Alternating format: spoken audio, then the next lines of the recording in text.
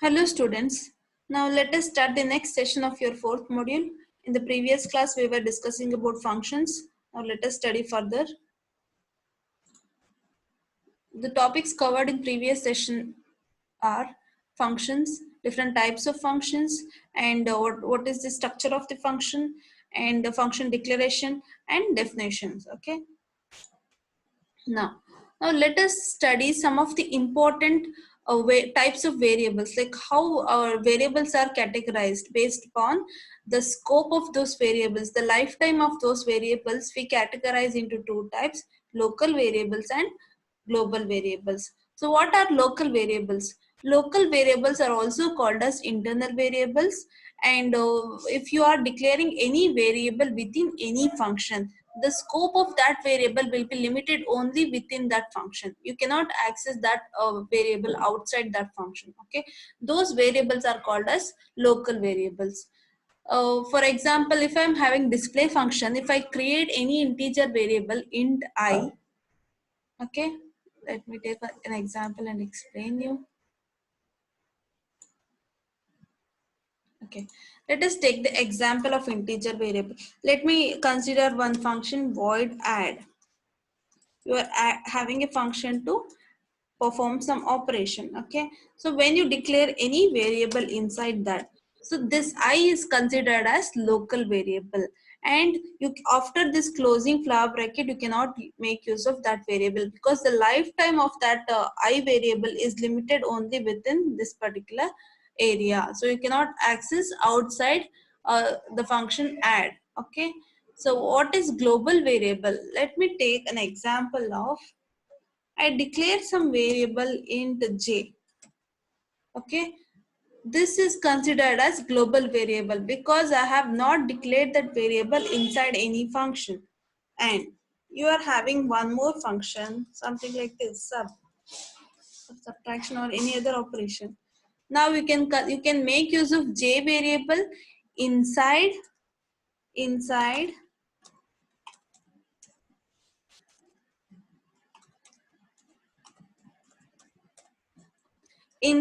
add function, and also inside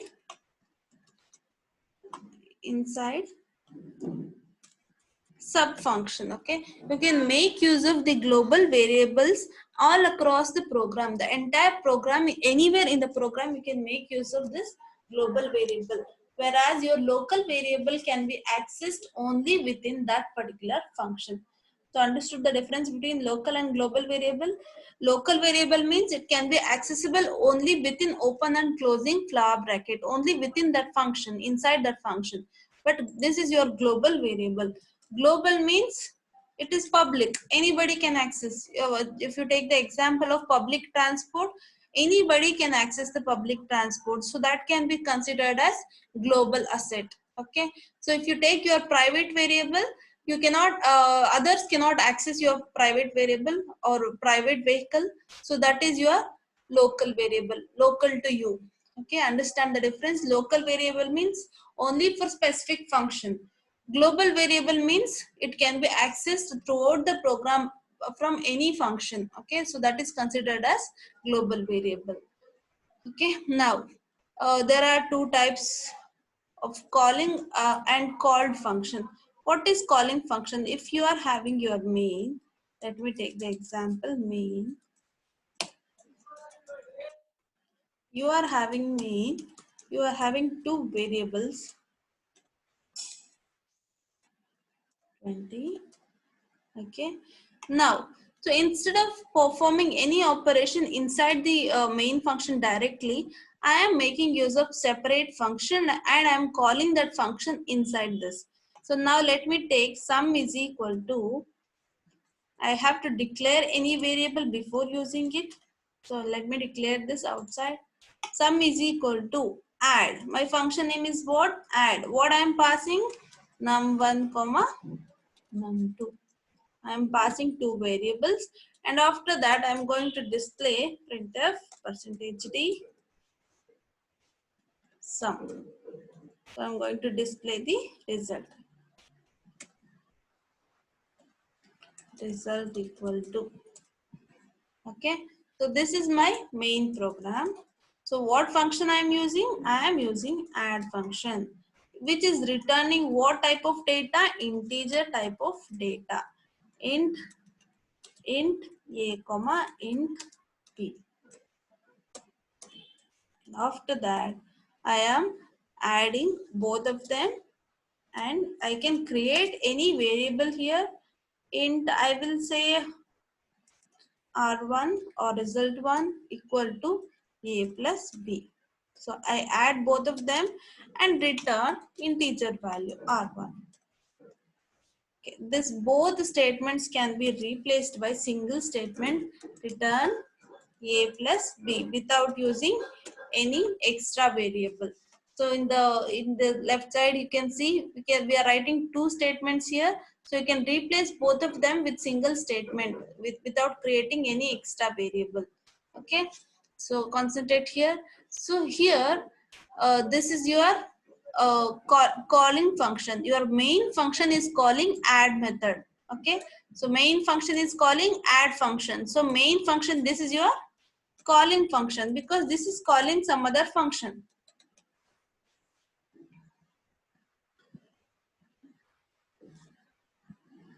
And your add, this function will be your, this function is called as called function. If you are calling any person by his name, okay, you will be the calling person and that person will be the called person. If this main function is calling this particular function, this function will be the calling function and add function will be your called function. Okay, so understand the difference between them.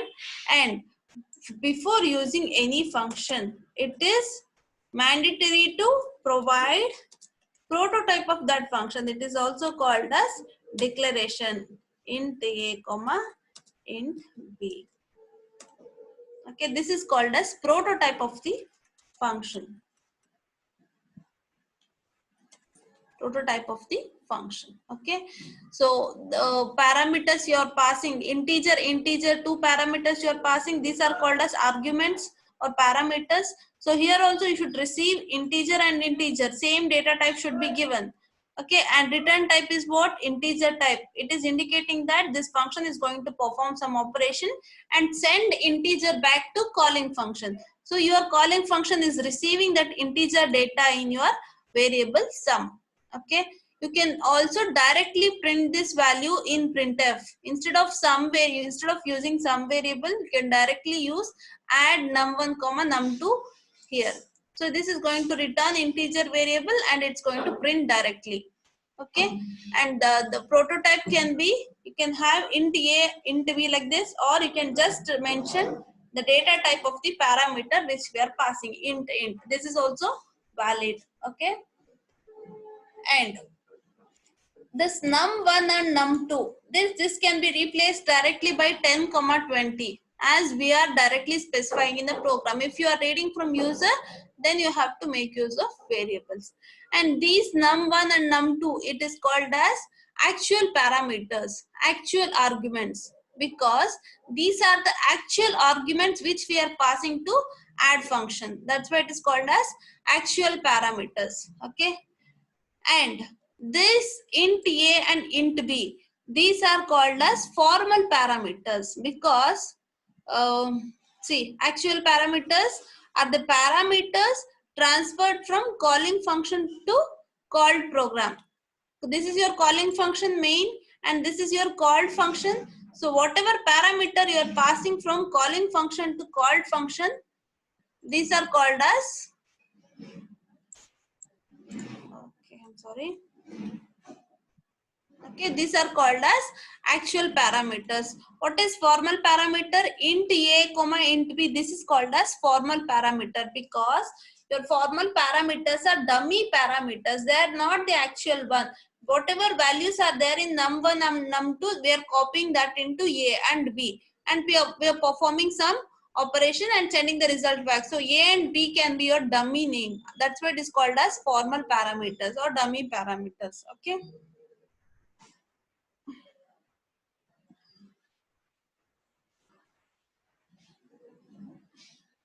Okay, fine. Now let us understand what are register and static variable. Register and static variable, these are like called as storage classes. Okay, so there are so many storage classes like auto, extern, static, and register. Let us going to study one by one.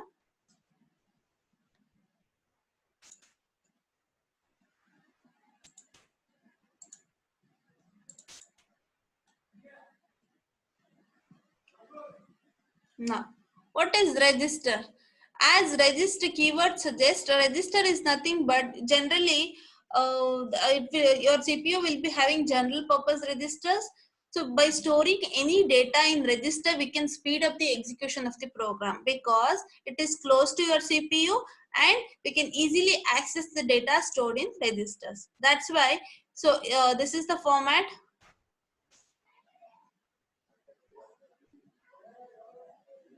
Here you can see this is the format register int count. So register is a keyword. We are telling that this count variable must be stored in register. So the variables which you want to access frequently. For example, in loops we make use of I, counter, all these variables we keep accessing repeatedly, frequently. So those variables can be used as register variables because it will save this time to get the data from memory. Memory is outside your CPU. To get the data from memory to CPU, it takes lot of time. So if you want to access the data frequently, immediately, to speed up the process, we can make use of register variable. Okay, there are in general purpose registers in your CPU. So you by storing your variables in register, we can speed up the execution of the program. Okay, so what is static keyword? Now, this is the second storage class. Storage classes are different variables, different types of variables which are used for a specific purpose. Okay, here the register variable is used for speeding up the process of executing program. And what is static keyword? Static variables are used for initializing your variable only one time. This is also called as global variables. Okay, so whenever you create static variable, it is initialized with some default value. If you are using integer, so n value will be n is initialized to 0. Okay, globally. And whenever it is like a constant, so whenever you are going to update that variable anywhere in the program, so it is going to have only one copy of data. Here you can see in the example, int increment is the method. Okay, this is the prototype of the method. What is the function name? Sorry, method, function, both are same.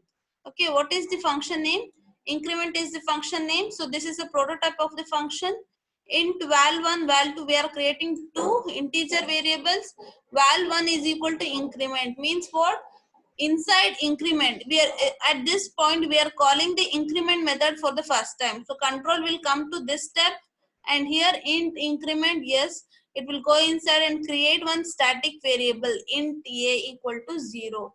Now there is memory allocated for your static variable. Okay, there is common memory allocated for your static variable. So what value is stored initially? 0.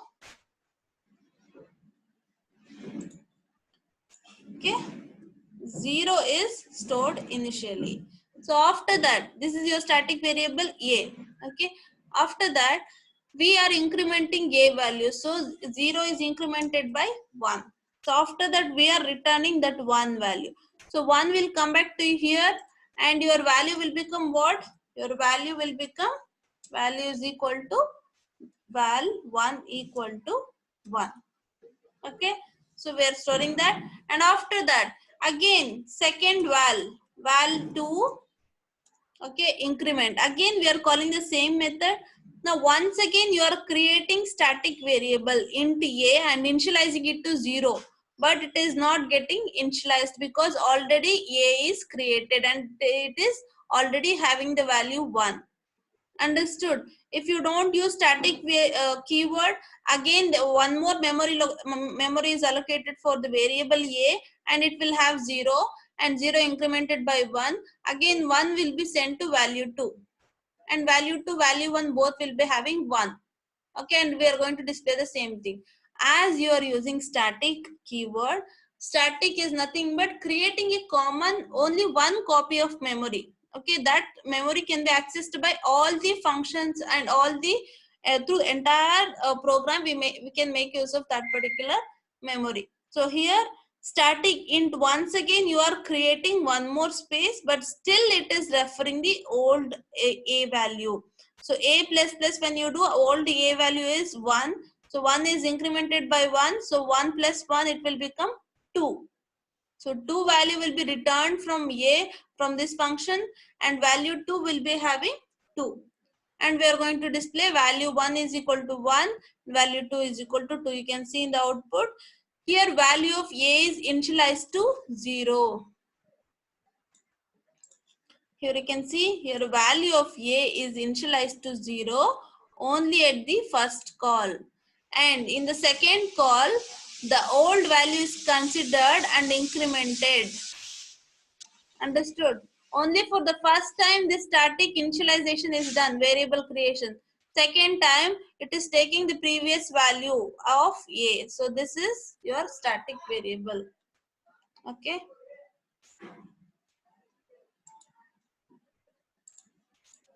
Now, what is auto variable?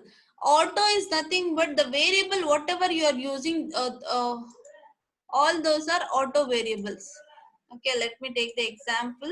When you use int a, by default it is auto variable. It is also called as automatic variable. Okay, automatically default variable is created. Fine. And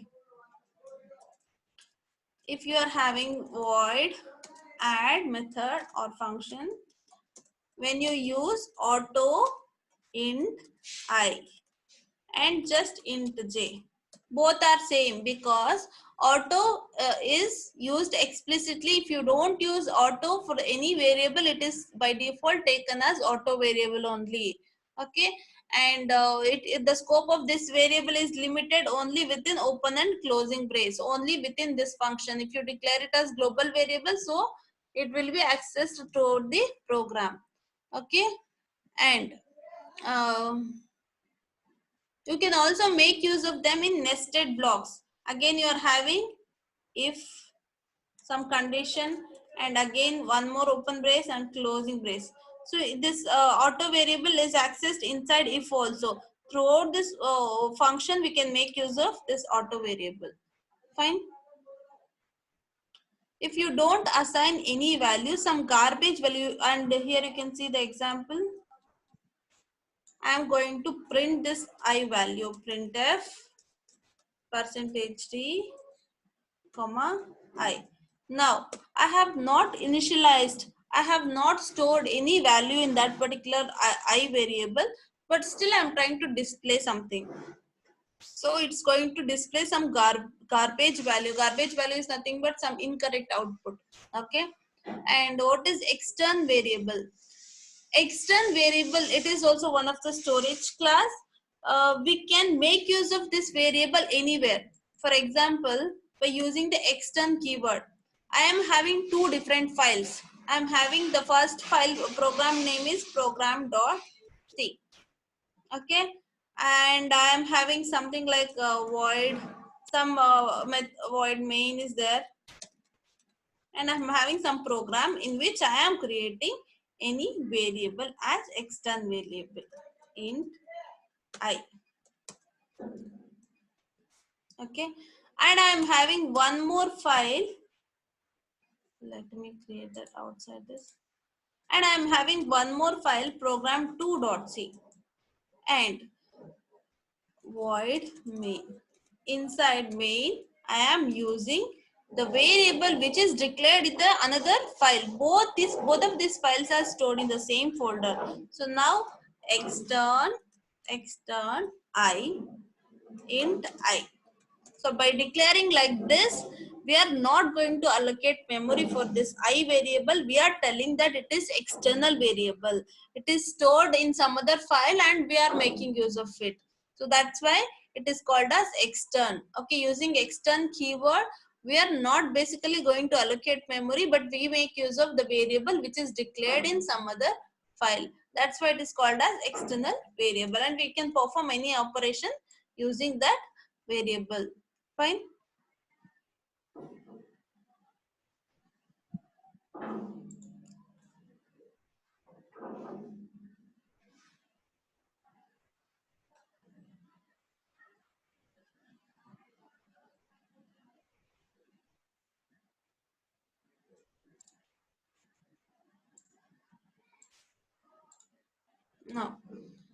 Now, let us categorize functions based upon different parameters. What is type 1 function? With parameter with returning value. What is type 2 function? With parameter without returning value. What is type 3? Without parameter with returning value. Without parameter and without returning value will be your type 4. What is type 1 function? Type 1 means with parameter and with returning value. I am having parameter is nothing but arguments. I am having few arguments. See, I am having how many arguments? Two arguments are there, I and j parameters. These are also called as arguments or parameters. Now, there are two parameters. We are having with parameters, with two parameters, with returning value. What is the return value? This is your returning value, return type. Okay, if you are having void, it means that it does not return anything. If you are having integer, float or any other data type, it is going to send that particular value back to the calling program. So return values indicate that it is going to send this type of data back to the calling program. Okay, now you can see here int sum, a is equal to 10, b is equal to 20. We are creating two variables and we are sending that those variables to add function. Okay, so when this is executed, the control will directly come back to your add function. It will come to this one, and we are having return type integer and function name is add, and how many parameters? Two parameters, I and j, which are of integer type. These are a and b actual parameters, I and j are formal parameters. Okay, now int sum, basically how it is going to do, your 10 value is copied to I and 20 is copied to j. Your I is having 10 now, j is having 20. Now int sum, we are creating one more variable, and sum is equal to I plus j is nothing but it is going to add 10 plus 20 and store the result in sum. So your sum will be having 30. When you execute return sum, here you can see user defined function add returning a value sum to calling function. When you execute return sum, the control will go back to this particular step again. And so whatever return value you are sending, what value you are sending? You are sending 30 back to the calling program. So 30 will go here and copy 30 to this variable on the left side. Now sum will be having 30, and after that we are going to print sum is percentage d is going to print sum is 30. Okay, this is about with parameter and with returning value. Fine. Now, let us understand with parameter and without returning value. So what is that? We have parameters, but we don't have return value. Here you can see void. Void means it does not return anything. Integer means it returns integer value. You are having arguments, but you don't have return. You are not returning any value. This is your function prototype. Okay, and you come to main int a10 b20, a10 b20. So 10 and 20 data will be sent to your called function, and 10 will be stored in I, 20 will be stored in j. And you can see here in the previous example we saw sum is equal to add. It was like that because your function was, it was sending back you integer value. That's why we have to store that value somewhere. We have to catch that value somewhere and store it. That's why we were using sum equal to add a comma b. But now we are not going to send any value back to the calling program. That's why void return type is used, and we're not storing that in any variable. Now you can see void add int I comma int j. These are formal arguments. Int sum, you are having another variable sum is equal to I plus j, adding 10 plus 20, 30, 30 will be stored in sum, and directly we are going to display the result on the screen in the function itself. That's why we are not going to send it back to the main. In the previous example, we were returning sum. Instead of printf, we had return sum, and that sum used to be stored in another variable called sum equal to add there. After that, we had printf statement, but here directly we are printing the value in function, add function. So after that, after executing this, the control will go back to your get ch step, next step of the after the calling function. After this call, next step, it will directly go to next step. So next step is get ch, so it's going to end the program. Clear? Now, without parameter with returning value. What does it mean? Without parameter with returning value. You have return type, you are returning some value, but you don't have arguments or parameters. See, this is your return type integer, but there are no arguments. You have with returning value, but no arguments. So here in main, again you are having some add, directly you are calling add function. Why the sum equal to required? Because you are sending integer value back to the calling program and you have to store that value somewhere. That's what we are doing here. So int add, int sum I value, j value we are declaring inside add method, and directly we are adding I plus j and storing the result in sum and sending the returning the sum value back to calling program. So the whatever sum result is there. So after, at this step, your sum will be 30, sum equal to 30. Okay, now 30, return sum is nothing but you are returning 30. Return 30. So 30 will go back to this step and 30 will be stored in sum. And we are going to display that sum. Okay.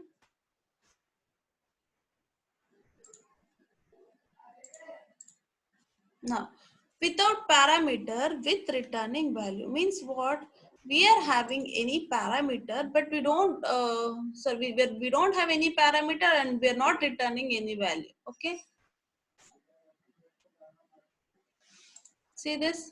You don't have return type because we are not returning any value. That void is given, and there is nothing in parameter list. Means we are not passing any parameter. We are directly calling the function, and inside that function we are declaring all the variables, and we are performing some addition, and we are going to display the result directly. That's why we are not going to send anything back to main program. Okay. Now the function type is void because since it returns nothing, and functions of type without parameter and returning value with parameter and without returning value are also called as parameter less functions. Parameter less function means what? Which does not have parameters. Okay, in this one we don't have parameters. If you have with returning value and without parameters, that is also not having parameters, and without parameter without returning value, both of them are parameter less functions. For those functions we make use of void. It is also called as void functions. Fine.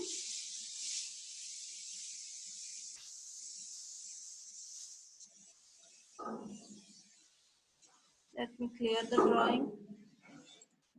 Now, parameter passing mechanism. What is parameter passing? Parameter passing is nothing but we have to send these parameters, this 10 and 20 value, we have to send it to add function.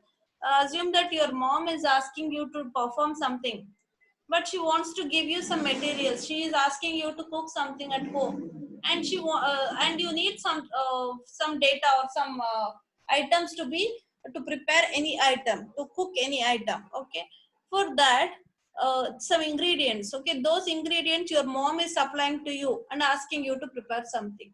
So here your main program is supplying some data to your add method to this function and asking that function to do some task. Okay, so how this main program is directly giving? Your mom will give you by hand, but here your functions cannot give it to hand. Okay, that's why what they are doing, they are using this parameter passing method. Parameter passing is nothing but sending the parameters or values to your calling function to called function. This is your main is your calling function. From calling function, your add is called function. To called function, we are sending parameters. So that is called as parameter passing. Okay.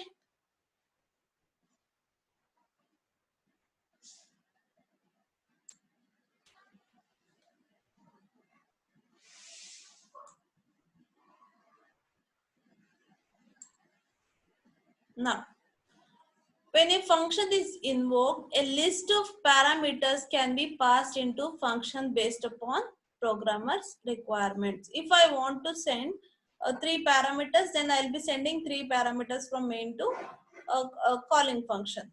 Sorry, called function. That is add function. So it depends upon the programmer. Invocation is nothing but function call. See, add a comma b is your function call. Okay, this is called as invoking the function or calling the function.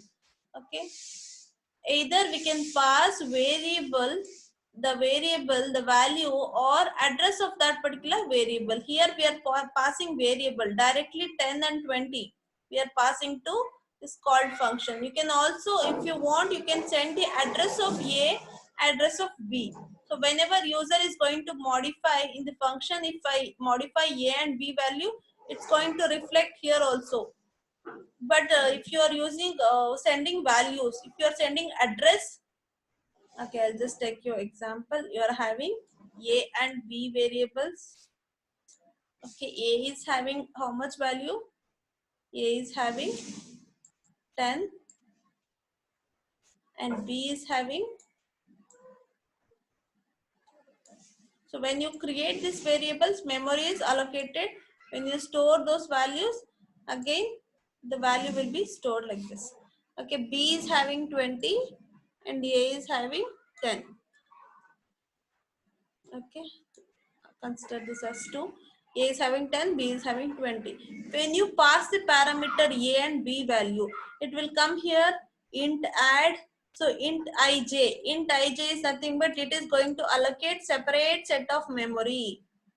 Separately memory is allocated for I and j.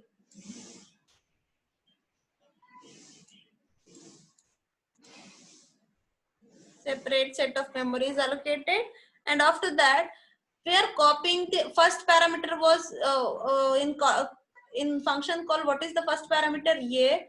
In function definition, what is the first parameter? It is I. So A value is copied to I. So 10 is copied to I. 10 will be copied to I. And after that, what is the second parameter? It is B. So B content is copied to, what is the second parameter in function definition? J. So B is copied to J. What is there in B? 20. So that 20 is copied to J. Okay.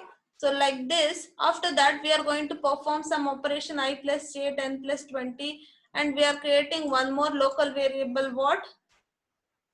Called sum.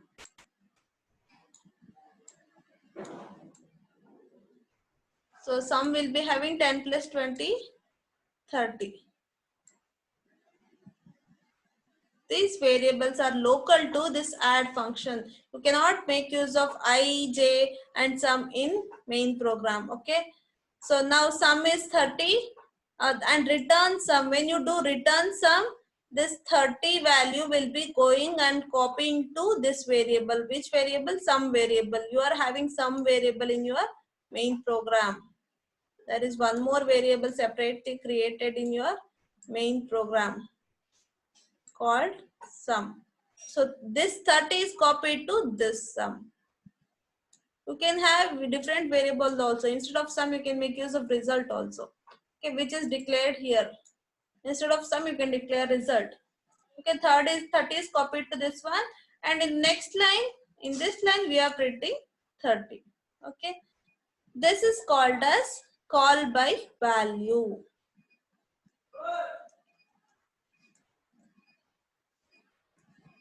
This is called as call by value. You are sending the value from this one to this one. So it is sent as value. Okay, there are two ways. These are very, very important. The first one is call by value or parameter passing by value. The other one is call by reference, that is also called as parameter passing by reference. See these terms are very, very important. Call by reference or parameter passing by reference. And the example which I gave just now is call by value or parameter passing by value. Okay. So what is call by reference? So instead of sending values, I send the address of A and B. If I give A and B, it means that I am sending the value. If I have my function call like add, sorry, I'm unable to type here. If I have add ampersand A, comma ampersand B, okay, which means that instead of sending values to the called function definition, I am sending the address of this variable. So address of A is what? Let us assume address of A is 1000 and address of B is 2000. Okay, so it's going to send 1000 and 2000. In your function definition, int add, so you have to receive that int I. Basically it is like pointer is the variable which stores the address of other variable. So int I comma int star j. So pointer variables are declared like using star. Now int star I star j means what?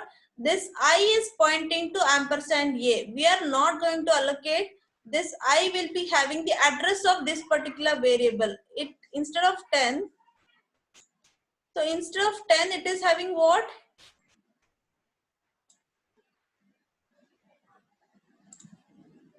This is your J.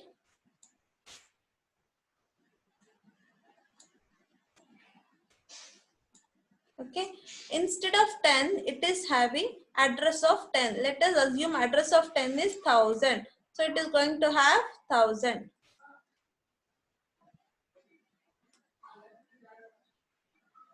You just write 1000 inside I.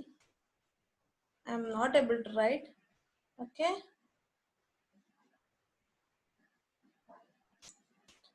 Let me take ampersand A. So this is having address of A, ampersand A. And this is having J is having address of B. If A address is 1000, your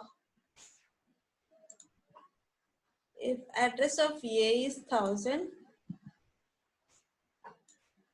every memory, as we have studied before itself, every memory location is having address. Let us assume the address of A variable is 1000. So this your I value will be having 1000, which is address of A. So I is indirectly pointing to A. So if you modify value of I in the function, it is going to modify this 10 value. So if you are using star I and modifying something, some value, so it is going to be modifying A value because indirectly I is pointing to A variable, and if you modify that, it is going to reflect in the main program as well. So even after executing this function and going back to main, the updated value will be there in variable A. So this is your call by reference. You will be studying this in further classes in 5th module. Okay. Now,